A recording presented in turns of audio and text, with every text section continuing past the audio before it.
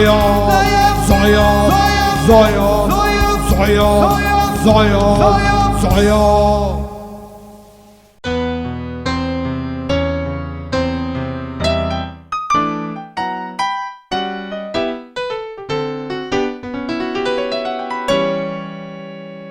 Buongiorno a tutti quanti, la sigla mi sembra abbastanza eloquente per dire che è successo un nuovo caso di spionaggio tra l'Italia e la Russia e in particolar modo questa volta è successo in Veneto. Pensate che un contadino di Valdobbiadene di una certa età, diciamo un vecchiotto, ha rivelato i segreti su come si prepara il marzemino, il prosecco doc e la grappa barricata. A chi li ha rivelati? A una badante russa che poi si è rivelata essere una spia.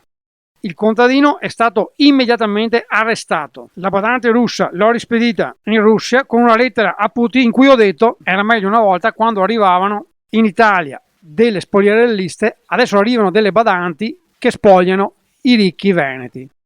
Allora io capisco, abbiamo bisogno dei russi anche per i vaccini, però su queste cose non possiamo dormirci sopra, anzi non possiamo russarci sopra. Senti che bella battuta che ho inventato. Aspetta, manca una roba. Allora, è il solito aggiornamento dati.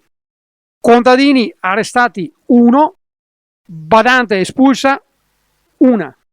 Sono sempre il meglio di tutti. Zaia, un cognome, una garanzia. Zoyo, Zoyo, Zoyo, Zoyo, Zoyo, Zoyo.